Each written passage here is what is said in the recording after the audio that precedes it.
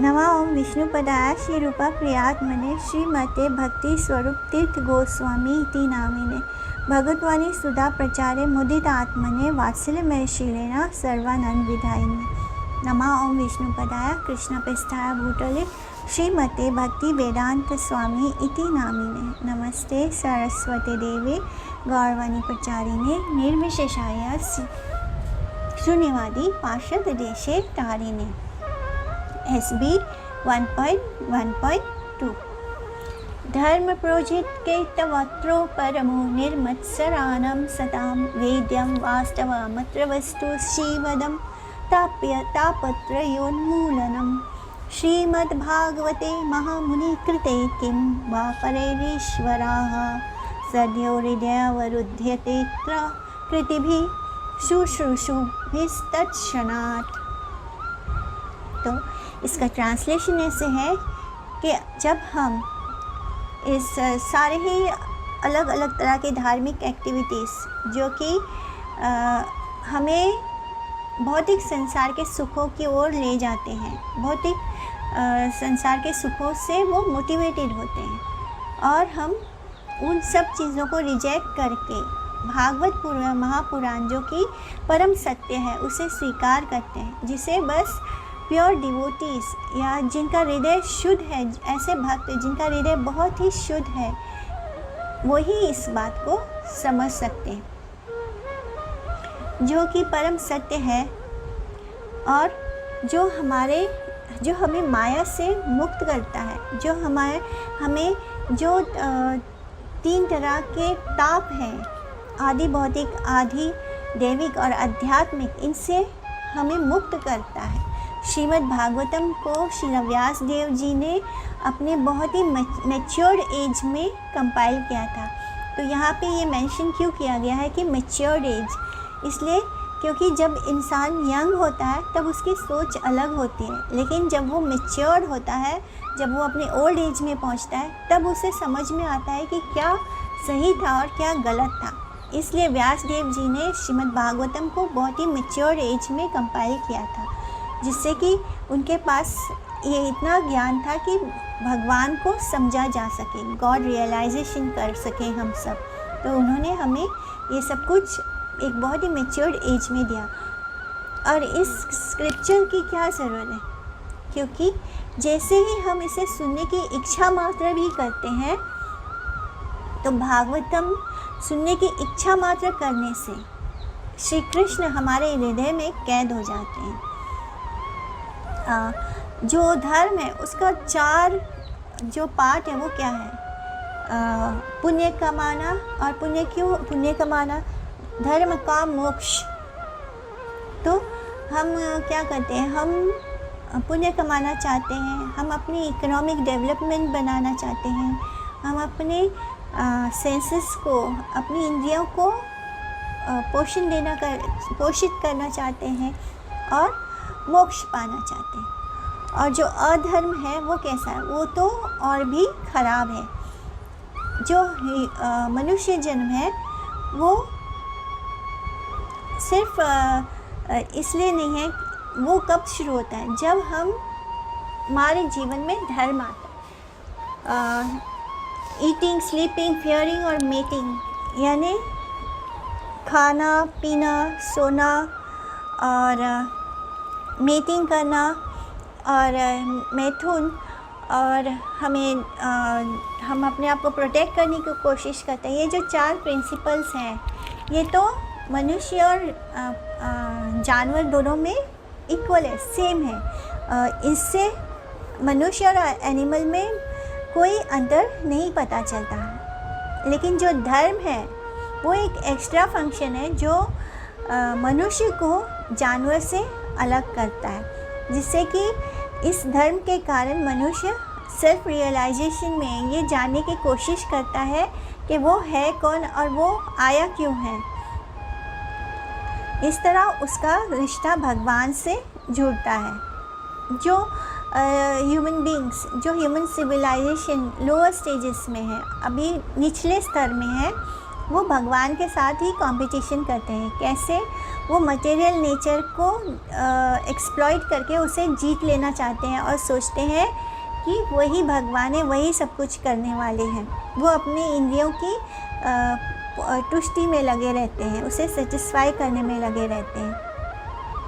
और ऐसी सोच के कारण, ऐसी चित्त के कारण जब मन इंसान का मन जब थक जाता है इन सब चीज़ों को करते करते, तब वो धर्म की खोज करना शुरू करता है, भगवान की तरफ आने की उसकी इच्छा होती है। और तब वो क्या करता है, क्योंकि वो एक दूसरे के साथ कंपटीशन करके वो प्रकृति को जीत लेना चाहता है, और तब वो धर्म की ओर मुड़ता है ताकि वो ऐसे पुण्य कर्म कर सके जिससे कि उसे जो मटेरियल चीज़ें हैं उसमें उसको फ़ायदा हो। जैसे कि हम काम की इच्छा से कर्म करते हैं, यानी हम अपने डिज़ायर्स को फुलफ़िल करने के लिए कुछ पुण्य कमा लेना चाहते हैं जिससे कि हम स्वर्ग भी पहुंच सके या अच्छी अच्छी चीज़ों को। ऐसे बहुत सारी चीज़ों को वेदों में भी मेंशन किया गया है कि कौन से देवी देवता की पूजा करने से हमें क्या फ़ायदा होगा, क्या यज्ञ करने से हमें क्या ऑब्टेन होगा। तो इस तरह मनुष्य इसको प्रकृति को जीतने के चक्कर में फिर पुण्य कमाने शुरू कर देता है जिससे कि वो और आगे बढ़ सके मटेरियल लाइफ में और मटेरियल गेन को पा सके। तो ये इसी को नॉर्मली ह्यूमन बीइंग्स इसी को ही धर्म मान लेते हैं। तो ये मॉडर्न सिविलाइजेशन में यही सिचुएशन है। मनुष्य जो है बस अपने इकोनॉमिक जो उसकी पैसे कमाने में ही लगा है, और इसीलिए वो भगवान को भी पूछता है ताकि उसके पास और धन आ सके और वो अपने आप को प्रॉस्पेरिटी कर सके, जिससे कि वो आपस में ही वो मनुष्य अपने रिश्तेदारों के बीच, अपने सोसाइटी में खुद को बड़ा बनाने के बीच इकोनॉमिकली आगे बढ़ने के लिए इस तरह धर्म को इस्तेमाल करता है।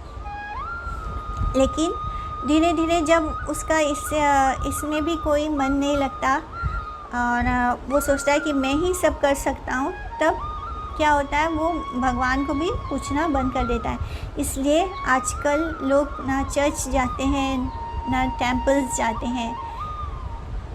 वो ज़्यादा किस में इंटरेस्टेड है? फैक्ट्रीज खोलने में, शॉप्स खोलने में, सिनेमा में, और इन सब चीज़ों से ही वो आगे बढ़ना चाहते हैं। जैसे कि आजकल मॉल्स ओपन हो गए हैं तो लोग बस इसी में ऑनलाइन शॉपिंग करने में बिज़ी रहते हैं सारा दिन। बस यही मटेरियल लाइफ में हम कितने अच्छे कर रहे हैं, इसी को ही प्रॉस्पेरिटी बोल दिया गया है। यहाँ पे भी हम क्या कर रहे हैं, हम एक्चुअली में जानवरों के साथ ही कंपटीशन कर रहे हैं, क्योंकि जानवर वही चीज़ खुलेआम कर रहे हैं, तो मनुष्य क्या कर रहा है, उसको बड़े सोफिस्टिकेटेड तरीके से कर रहा है। तो कोई अंतर नहीं है ना जानवर में ना मनुष्य में। आजकल की ये सिविलाइजेशन बस इसी ओर जा रही है, अपने सेंसेस को ग्रेटिफाई करने के लिए। वेदास में भी मेंशन है कि ये जो 4 एक्टिविटी हैं, इसको हम रेगुलेटिव करके, हम इसे जो धर्म के में लिखा है उसको हम रेगुलेट करके कर सकते हैं बिना सेंस ग्रेटिफिकेशन के। लेकिन श्रीमद् भागवतम जो है वो सारे ही सेंस ग्रेटिफिटी एक्टिविटीज़ से ऊपर है। वो अपने सेंसेस को ग्रेटिफाई, अपने इंद्रियों के सुख से ऊपर है। ये पूरी तरह purely transcendental literature, Divya literature है, जिसे सिर्फ बहुत ही प्योर डिवोटी समझ सकते हैं भगवान के, जिनके अंदर ये कॉम्पिटिटिव सेंस ग्रेटिफिकेशन नहीं है, जो इन सब चीज़ों में नहीं पढ़ना चाहते, जो ट्रांसेंडेंटल है और इन सेंस ग्रेटिफिकेशन एक्टिविटीज़ में नहीं है। इस मटेरियल वर्ल्ड में लोग क्या करते हैं, एनिमल और एनिमल के बीच कंपटीशन हो रहा है, मैन एंड मैन के बीच कंपटीशन हो रहा है, एक कम्युनिटी का दूसरे कम्युनिटी के साथ कंपटीशन चल रहा है, एक नेशन का दूसरे नेशन के साथ कंपटीशन चल रहा है। This is a animal world. Actually में ये मटेरियल वर्ल्ड कम और एनिमल वर्ल्ड ज़्यादा लगता है, क्योंकि लोग क्या करते हैं, एनिमल और एनिमल के बीच कंपटीशन हो रहा है, मैन एंड मैन के बीच कंपटीशन हो रहा है, एक कम्युनिटी का दूसरे कम्युनिटी के साथ कंपटीशन चल रहा है, एक नेशन का दूसरे नेशन के साथ कंपटीशन चल रहा है। This is a animal world. Actually में ये मटेरियल वर्ल्ड कम और एनिमल वर्ल्ड ज़्यादा लगता है, क्योंकि हम बस इसी में लगे हुए हैं, एक दूसरे के साथ कंपटीशन करने में। लेकिन जो भक्त होता है वो इस तरह के कंपटीशन से ऊपर होता है, और ना ही वो किसी मटेरियलिस्ट या भौतिकवाद व्यक्ति के साथ कंपटीशन करता है। उसका लक्ष्य बस ये है कि उसे भगवान के पास वापस जाना है, जहाँ पे जीवन इटर्नल है, यानी जहाँ जन्म और मृत्यु का फेर नहीं है और सब कुछ आनंद में है, सच्चिद आनंद। ऐसे जो भक्त हैं वो नॉन एनवियस होते हैं, यानी उन्हें किसी से ईर्ष्या नहीं होती, उनका हृदय प्योर होता है, साफ होता है। और इस मटेरियल वर्ल्ड में हर किसी के अंदर ईर्ष्या होती है। वो तुरंत हम किसी को कुछ अच्छा करते देखते हैं तो भले ही हम ऊपर से भी ना दिखाएं, लेकिन हमारे अंदर ईर्ष्या होती है, तो हम इसी तरह होते हैं, हमारे अंदर बहुत ज़्यादा ईर्ष्या होती है। हम में से कोई भी इससे बचा हुआ नहीं है।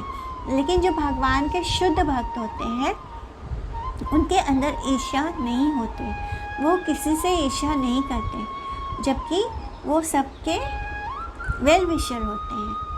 और वो हमेशा ऐसे सोसाइटी चाहते हैं जिसमें कोई कंपटीशन ना हो और जिसमें सेंटर में बस भगवान कृष्ण हो। तो ये कब पॉसिबल है? जब हम कृष्ण को प्रेम करते हैं। नहीं तो इस दुनिया में हम जितना ज़्यादा मटेरियल चीज़ों के पीछे भागते हैं, इन मटेरियल चीज़ों में जैसे ही हम आसपास के लोगों को हमारे से बेटर मटेरियल लाइफ जीते हुए देखते हैं तो हमारे अंदर ईर्ष्या आने शुरू हो जाती है, ऑटोमेटिकली ईर्ष्या होने लगती है। लेकिन जब हम गॉड को, हम भगवान कृष्ण को सेंटर में रखते हैं और सब कुछ उन्हें संतुष्ट करने के लिए करते हैं, तो जो कोई और भी अगर हमसे ज़्यादा अच्छा कर रहा है भक्ति में, तो हम उससे ईर्ष्या नहीं करते, उल्टा हम उसकी मदद करते हैं। तो ये होता है भक्त की क्वालिटी। और एक कैटेगरी होता है जैसे कि वो फ्रूटिटिव एक्टिविटी, अपने कामों, अपने डिज़ायर्स की इच्छा को पूर्ति करने के लिए क्या करते हैं, देवी देवताओं की शरण लेते हैं। और उससे भी ऊपर होते हैं कि जो खुद को ही भगवान समझने लगते हैं और भगवान के किसी रूप को नहीं स्वीकार करते और भगवान के साथ एक हो जाना चाहते हैं, यानी इम्पर्सनलिज्म। और इस impersonalism aspect of absolute truth is not the highest, यानी ये हाईएस्ट ट्रूथ नहीं है। जैसे कि हम जानते हैं इम्पर्सनलिज्म में व्यक्ति का होता है, वो बस ब्रह्म ज्योति में विलीन होता है। वो ये स्वीकार ही नहीं करता है कि ये ब्रह्म ज्योति बस भगवान जो है, उनका स्वरूप जो है, उनके पैरों के नखों से निकलने वाली रोशनी मात्र है। उसके आगे भी एक सत्य है जिसे ये इम्पर्सनलिस्ट नहीं स्वीकार करते, नहीं जानना चाहते। और उसके ऊपर होता है परमात्मा फ्रीचर, जहाँ पे व्यक्ति ये स्वीकार करता है कि हर किसी के हृदय में परमात्मा का वास है, लेकिन यहाँ भी वो भगवान को नहीं स्वीकार करता। लेकिन इससे भी ऊपर का जो सत्य है वो क्या है कि भगवान है और भगवान का एक रूप है, भगवान का एक नाम है और भगवान का एक धाम है जहाँ हम सबको जाना है। और श्रीमद् भागवतम हमें यही बताता है वो परम सत्य कौन है, वो जिनका एक रूप है, रंग है, नाम है, गुण है। ये सब कुछ हमें श्रीमद् भागवतम से पता चलता है। इसलिए ये पुराण, श्रीमद् भागवत पुराण जो है वो ज्ञान, जो वेदों के जो ज्ञान कांड है उससे भी ऊपर है, जो कर्म कांड है उससे भी ऊपर है, और जो उपासना कांड है उससे भी ऊपर है। यानी इन ज्ञान कांड, कर्म कांड और उपासना कांड, इन तीनों से भी ऊपर है श्रीमद् भागवतम, क्योंकि इसे स्वयं श्री कृष्ण ने रिकमेंड किया है। कर्म कांड में क्या होता है, हमारा कंपटीशन होता है कि हमें कैसे हेवनली प्लैनेट्स मिले, यानी हम स्वर्ग कैसे जा पाएँ। जिससे कि स्वर्ग में जाकर हम और अच्छी तरह से सेंसेस को, अपने इंद्रियों को सेटिस्फाई कर सकें। और सिमिलर कंपटीशन होता है ज्ञान कांड और उपासना कांड में भी, लेकिन जो श्रीमद् भागवतम है वो इनसे भी सुपीरियर है, क्योंकि श्रीमद् भागवतम का लक्ष्य है भगवान को पाना, श्री कृष्ण को पाना, सुप्रीम ट्रूथ को पाना।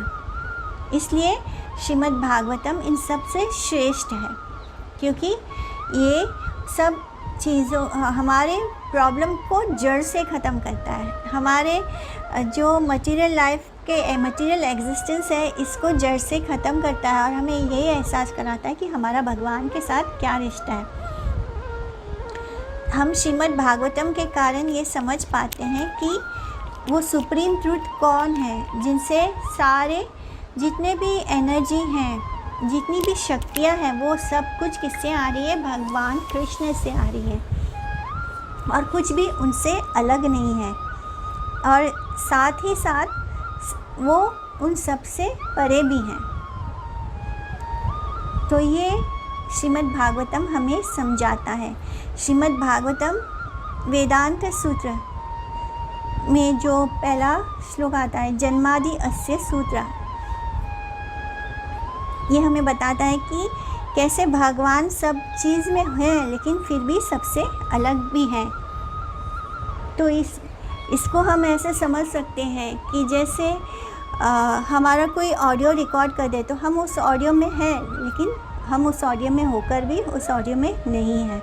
यानी जैसे हम पर्सनली सामने बोलते हैं वैसे ही ऑडियो भी बोल रहा है, लेकिन ऑडियो में होकर भी हम नहीं हैं। तो इसी तरह भगवान से ही सारी शक्तियाँ हैं और सब कुछ उनसे ही आता है, लेकिन वो सब में होकर भी सबसे अलग भी है। तो इसी तरह भगवान हमें जो श्रीमद् भागवतम है वो हमें 3 तरह के तापों से भी मुक्त करता है। वो कौन से ताप हैं? जो ताप हमें हमारे ही मन और बॉडी से मिलते हैं, आध्यात्मिक। जो ताप हमें दूसरे जीवों से मिलते हैं, जैसे मच्छर से भी, या अगर मच्छर हमें काट ले तो वो ताप भी हमें एक दूसरे जीव से मिल रहा है, तो वो हो गया आदि भौतिक। और तीसरा ताप है जो नेचुरल कैलामिटीज़ है उनसे आते हैं, यानी आदि भौतिक, आध्यात्मिक और आदिदैविक, जो हमें दूसरे देवी देवताओं से प्राप्त होता है। तो श्रीमद् भागवतम इस बात से शुरू होता है कि जब एक भक्त भगवान कृष्ण को पूरी तरह सरेंडर करता है। जैसे श्रीमद् भागवत गीता के अंतिम श्लोक में ये बताया गया है कि सर्वधर्मान परित्याज्य माम एकम शरणं व्रज अहम त्वं सर्व पापेभ्यो मोक्षयिष्यामि मा शुचा। तो वो श्लोक जहाँ पर एंड होता है वहाँ पे ये बताया भगवान ने कि सारे धर्मों का त्याग कर मेरी शरण में आ जाओ। और श्रीमद् भागवतम उसी फेज से शुरू होता है, जब एक भक्त अपने आप को पूरी तरह भगवान के सामने सरेंडर कर देता है। और इस तरह उसके सरेंडर करने से उसके अंदर वो जो भी मटेरियल मिजरी से तड़पता था वो उससे दूर हो जाती है। श्री कृष्ण को सरेंडर करने मात्र से, उनको सुनने की इच्छा मात्र से ही हमारे अंदर भगवान हमारे हृदय में कैद हो जाते हैं और हमें 3 तरह के तापों से मुक्त कर देते हैं। तो इसलिए श्रीमद् भागवतम सुनना चाहिए। इसे सुश्रुषु इस वर्ड से एक्सप्लेन किया गया है इस श्लोक में। इसलिए हमारे मन में इस ट्रांसेंडेंटल मैसेज को, इस भागवत पुराण को सुनने की में जो मैसेज है उसे सुनने की इच्छा होनी चाहिए। सिंसियरली हमें उसे सुनना चाहिए। यही श्रीमद् भागवतम को सुनने की फर्स्ट क्वालिफ़िकेशन है। जो कम फॉर्चुनेटेड लोग होते हैं, जो कम किस्मत वाले लोग होते हैं, वो श्रीमद् भागवतम को सुनना नहीं चाहते। वो इस सिंपल प्रोसेस को नहीं स्वीकार करना चाहते। वो कहते हैं कि उनके पास इतना समय नहीं है, उनके पास संसार की बातों के लिए तो काफ़ी समय है, लेकिन भगवान की वाणी को सुनने का समय नहीं है। ऐसे लोगों की अनफॉर्चुनेट कहा गया है। इसलिए और कुछ ऐसे प्रोफेशनल रीडर होते हैं जो श्रीमद् भागवतम पैसे लेकर सुनाते हैं। तो ऐसे लोग श्रीमद् भागवतम को स्टेप बाय स्टेप सुनाने के बदले डायरेक्टली उस कॉन्फिडेंशियल टॉपिक पर चले जाते हैं, जैसे कि 10th कैंटो को रीच कर लेते हैं। पर श्रीमद् भागवतम को हमें स्टेप बाय स्टेप सुनना है, क्योंकि धीरे धीरे ही हम उस कॉन्फिडेंशियल नॉलेज को एक्वायर करने के लायक हो जाते हैं।